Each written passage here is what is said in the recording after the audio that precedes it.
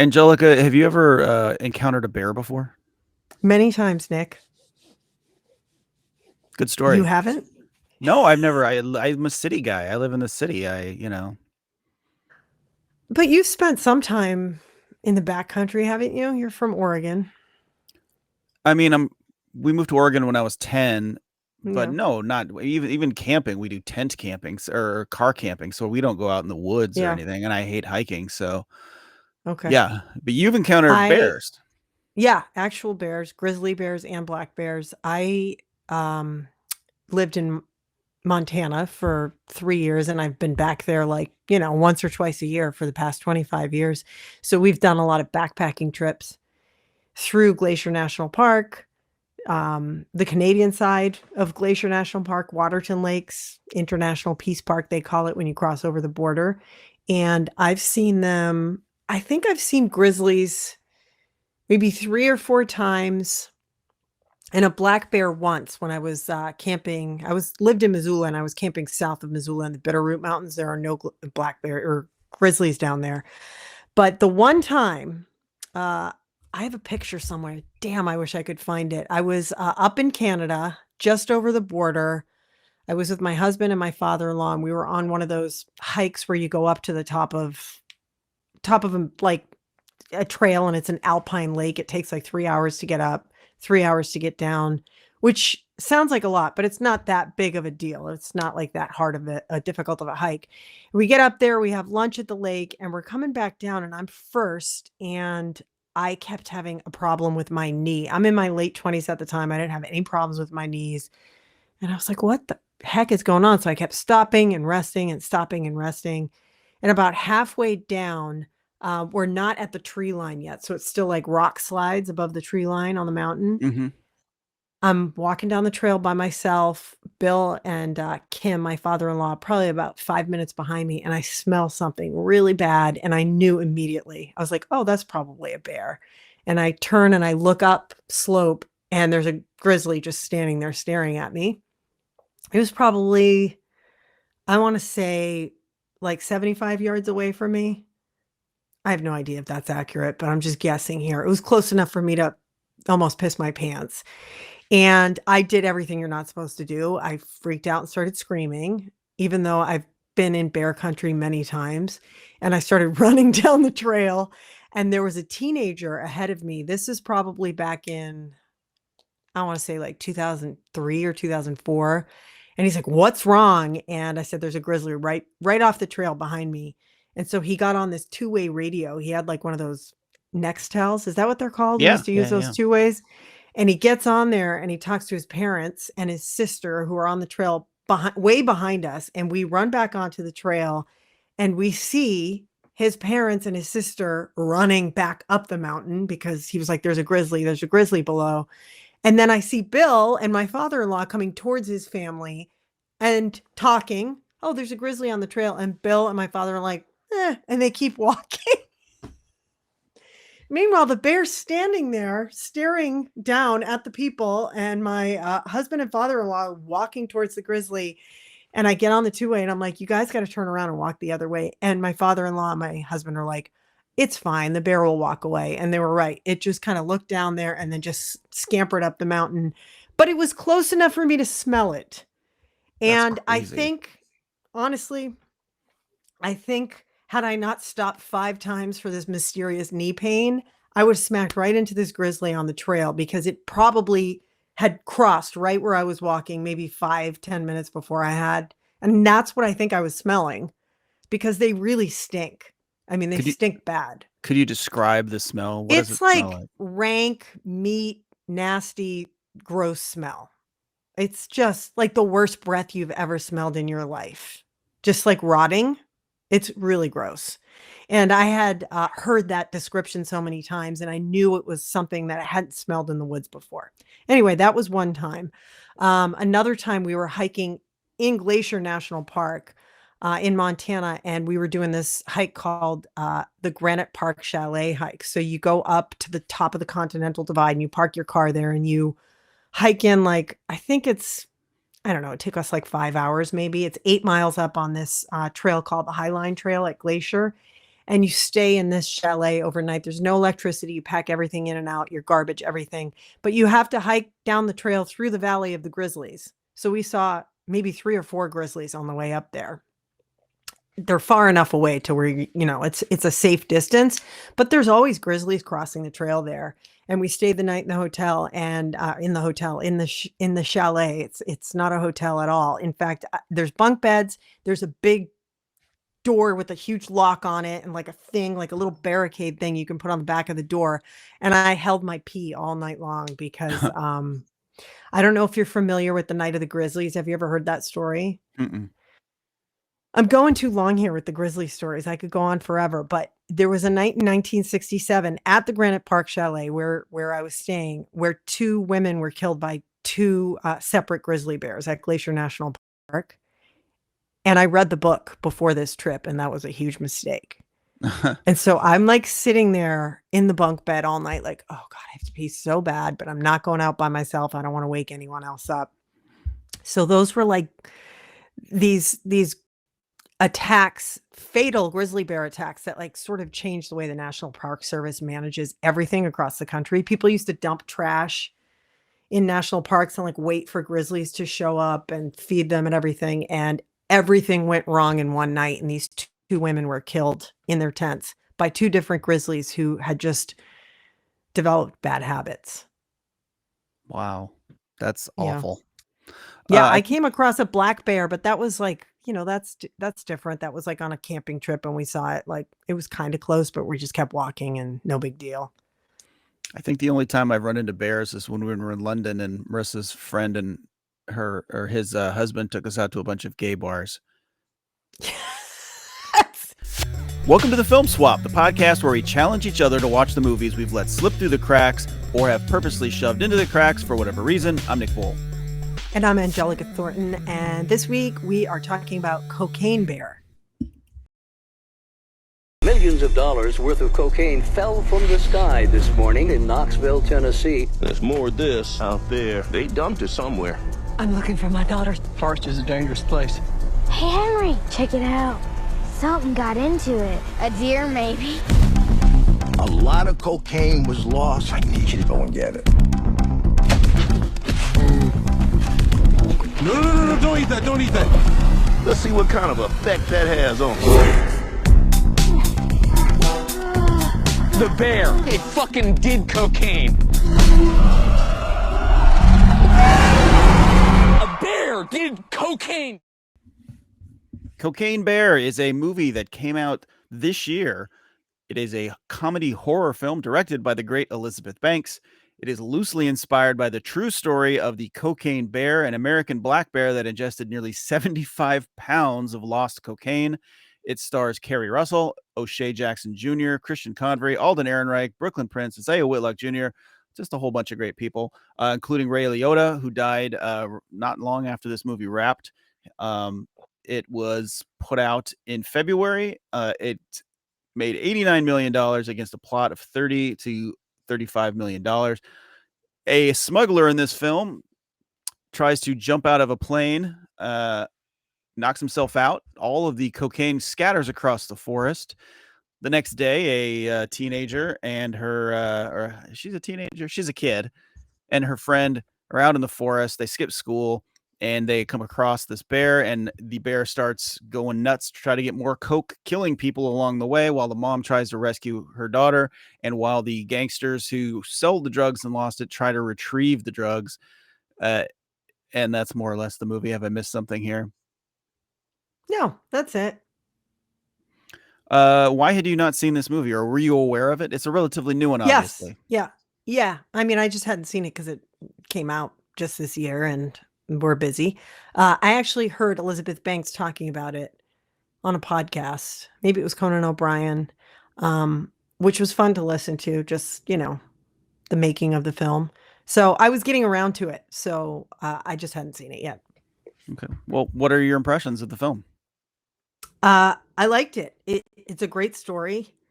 I loved just how brutally violent it was. The shootings, the stabbings, the limbs being torn off. Loved it. I mean, I can see how some people walked out of theaters because I heard that happened because I'm imagining like my mom or my mother-in-law watching this and they would die. I was laughing at those scenes. I thought it was great. It was, it could have been to me a little darker. Maybe I think there were some stretches where it was a little boring. Boring. That's Yeah, fascinating. like not boring, but okay, so my main problem with this is just the kid scenes. They really bugged me. Mm. Wasn't interested in the kids at all. And I think like the whole time the little girl's on and the little boy who annoyed the shit out of me, I wanted to see what the bear was doing. Like there was too much time in the film where I didn't get an update on what Cocaine Bear was up to. Do you know what I mean? Yeah. Okay, but Too much backstory on the kids. But kid characters in movies, unless they're really well acted, really bug me. I know the kids are supposed to be like cute and whatever, but I just want to punch that little kid. To me, when I took that whole plot line not as I almost took it as like sort of a winking nod to, sort of this trash genre of violent horror movies. That's kind of how I took the whole thing. The single mom goes into the woods and Yeah. saves her kids. I didn't think that that was like, I thought there was sort of a tongue in cheek plot line, I I guess. like the Carrie Russell parts. When she's in the scenes, I don't have a problem with the kids. I just think when the kids are on their own and they're just being, I don't know, they just didn't do it for me. And then it's supposed to be funny that they tried the cocaine and they're spitting it out, but I just found it to be a little corny Okay. See, and I not get, in a campy enough way. You know what I mean? yeah. I guess I viewed that, like I said, through this lens that they were supposed to be a reference to Yeah. older, silly, you know, corny, campy movies, and you think they maybe either needed to lean further into that or just nix it all together. Maybe make the kids a little older or something. Mhm. Because like you were like teenager. No, she's not. It's kind of confusing because she kind of has the attitude of a teenager, but she's definitely a little girl and he's Yeah. a little boy. And so maybe if they had been like 13 or 14 and acting like dumbasses out there, it would have been funnier. Mhm. Like that Friday the 13th kind of, what are they doing? Like what, you're screaming at them because they're doing the wrong thing.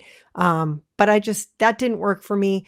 The the cutesiness of the park ranger's crush on the wildlife expert and the detective's little toy dog also didn't work for me. I thought that was a little like just distracting, but the movie made up for it in all the other scenes. I thought it was funny. It was the pacing was really good.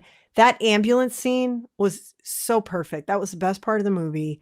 I wanted to see more of that, I guess, sprinkled in some of the other scenes. It slowed down at some of the points where we didn't see the bear enough. Okay, that's an interesting. I liked the crush that she had on the wildlife expert.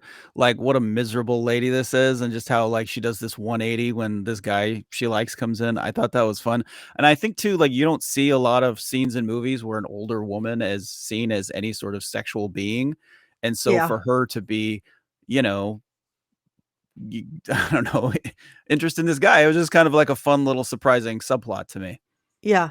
Oh, Margot Martindale can do no wrong anyway. Like she's just amazing in everything she does. She's such a great actress and could her range be any wider? I mean, she just does everything. Yeah. And I think too that the film sets her up initially. You think she's going to be this cliched character where she's just sort of the hard ass woman you are allowed to hate, but then she shows this other side, and then I don't know. I thought it was kind of When charming, to be honest with you. when she shoots that meathead in the head, oh my God, I was like screaming. And then just the death scene with her and the ambulance crew, the paramedics was just it was shot really well. The timing was great. It was funny. It was like, I mean, there were points in this movie where I was like, what?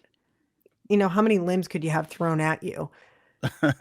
And I like too that you never know who's going to die and who's going to make it, Yeah. and you kind of got the sense, okay, they're going to make it, but they didn't. You know what I mean? And Yeah. she had Yeah. survived enough close calls that you felt like she was, and Yeah. she's famous I was enough like, that you she's kind of, good. She's all yeah, right. I was rooting for her at that point, and then her face goes skidding across the street. yeah. So I thought it had a lot of fun, playing with us a little bit in a fun way. Yeah, so okay, the story is sort of true, right? So this bear did eat a duffel bag full of cocaine and died, but we just don't know what happened, right? How long Yeah. it took for the bear to die. The bear didn't, as far as we know, attack anyone, right? But someone did. This guy, his real name was Thornton, right? He threw the drugs off the plane, died because his parachute didn't work. Mm-hmm. The bear ate the drugs, and then they found the dead bear, and now the bear is taxidermied in Kentucky. And you said you saw it recently. I saw a picture online. It's kind of funny. Oh, I see it there. It's got the hat with the K for Kentucky it's on top. It's as ridiculous as Cocaine Bear in the movie, only smaller. So real quick on the Thornton, the person who, first off, no relation, right?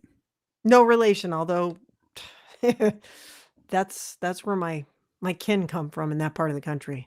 So maybe it is. Maybe it's some Maybe. lost cousin. Maybe this is the guest. You tried to get that other famous guest on. Yeah, who ignored me. Yeah, so maybe, we got to track down. So he was Andrew C. Thornton the Well, second. he's dead, Maybe. so that's not Well, I'm saying maybe we track down Andrew C. Thornton the family the of third. Andrew C. Thornton.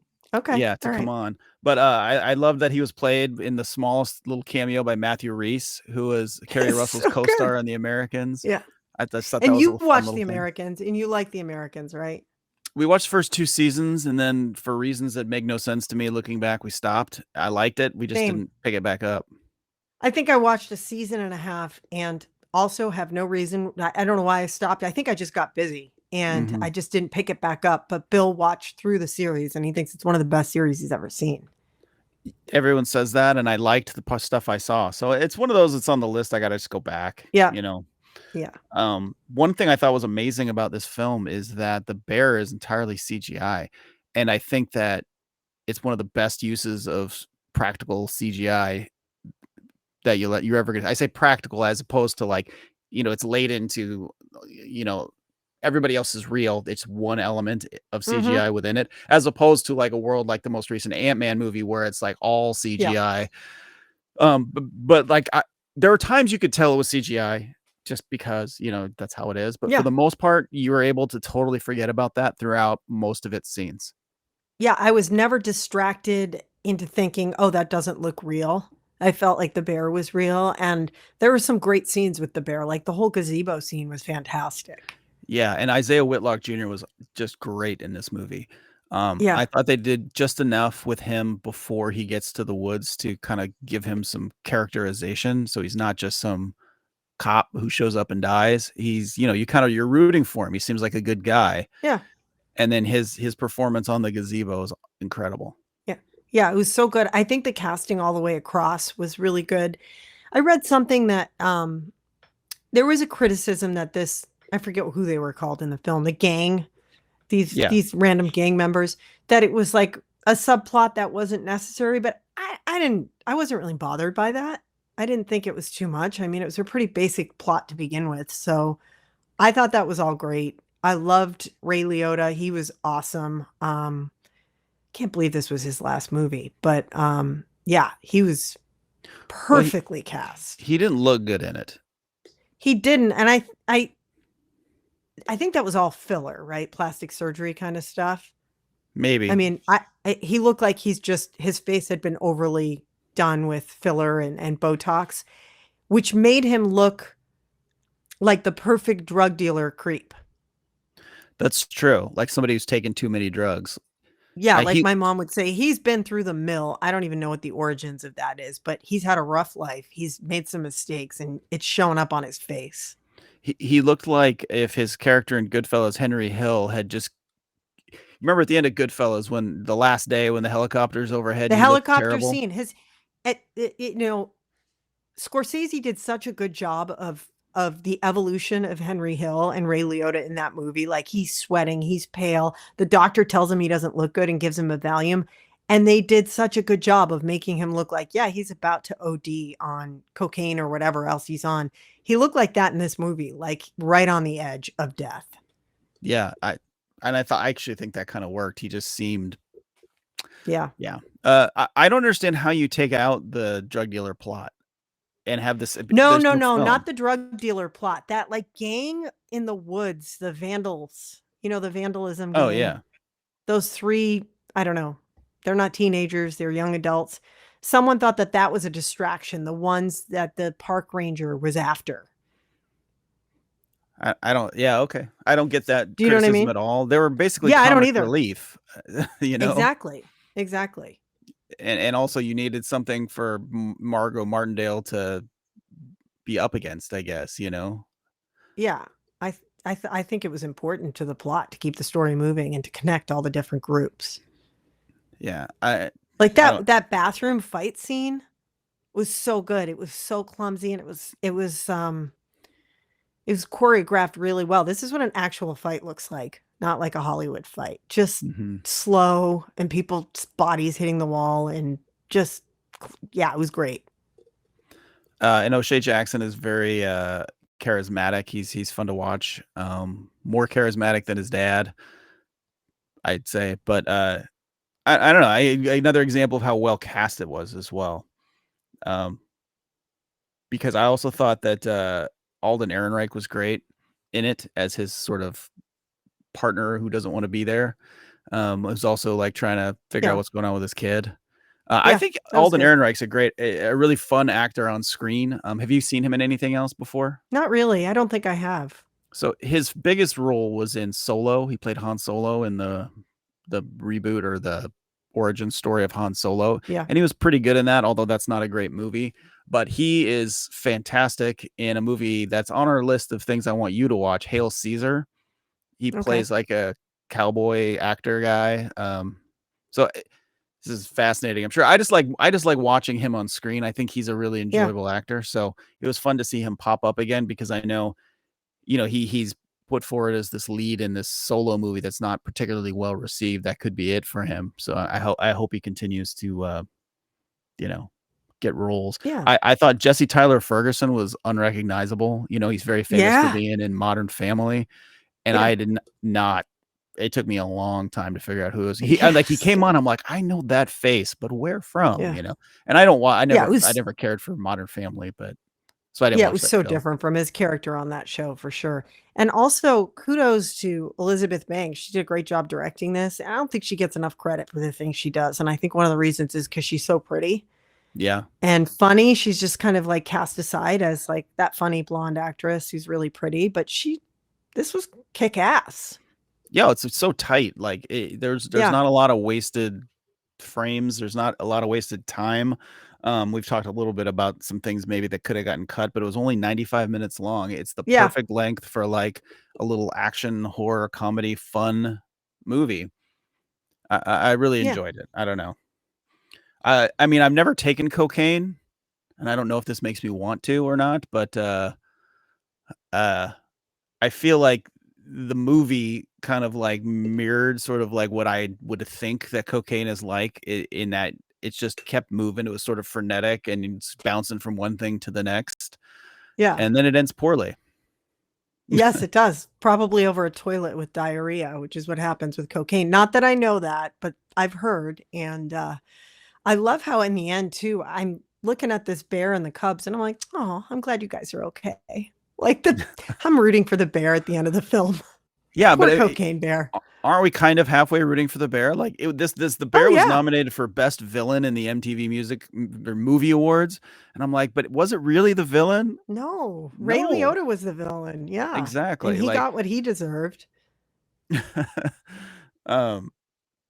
Yeah, I don't know. I thought it was fun, and I liked how it ramped up and it got just a little bit more ridiculous as it went along as well, especially at the end on the ledge when they're reaching out Yeah. for bags, and it's just like this high wire act, and they jump off the waterfall and they live, and they shouldn't have. I just thought, I don't know. I think it earned that. And then ridiculousness. she's pushing the bike with the two kids who've been through hell, and they come on this scene of carnage, and they're like cops driving by. They don't even stop. They're like, okay, let's just go home. That's it. Mhm. That's the perfect end to one of those 80s horror movies where you're like, wait a minute. Is anyone going to interview you and talk about what just happened? You're just going to go home? And that's again part of the reason that I thought that her character and the kids' characters were just sort of a nod to those 80s Yeah. type of movies. The whole thing is just like a winking nod to those movies. Yeah. Maybe. Yeah. I It don't was know. good. I immediately told Bill to watch. I think he's gonna like it. I think he'll like it even more than I did. Because he just likes the absurd. And this was really funny. So I think it was good. It was a good recommendation. Yeah, I think this will be a really good movie to watch like a few times, just on a Friday night, pop it Yep. on, drink a beer, laugh and go to bed. Yep. And just there's nights when you need that like stress break. You know what I mean? I'm Yeah. not Or you going to just want to invest see in someone anything. hanging. Yeah, you just want to see someone hanging upside down from a tree getting disemboweled by a bear. Just blood everywhere. Yeah. Like a Nighty night. normal Friday night. Um What did we miss? Did we miss anything? I don't think so. I mean, it's a pretty straightforward little movie. Yeah. I just think if you haven't seen it, go see it or rent it or whatever. I think it's available on one of the streamers now. Um, have some fun. Yeah, I hope Elizabeth Banks does more movies too, like directs more. I think she's good at it.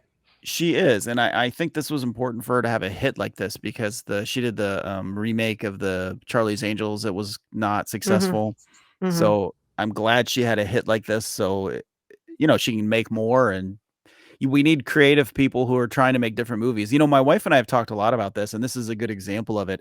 Is mid-budget movies, as we all have seen, just aren't coming out anymore. There is a market for movies that don't cost that much money to make, that are not superhero movies, that are not tentpole movies. This movie made $50 million like after its budget. So why not make more movies like this? Why not take relatively cheap risks and make fun, interesting movies? And I hope movies like this kind of continue that resurgence or start a resurgence because, you know, it's good to have smart, fun movies. I know Reese Witherspoon has made this sort of a little niche that she's digging into too with her Yep. production company, and I hope it continues.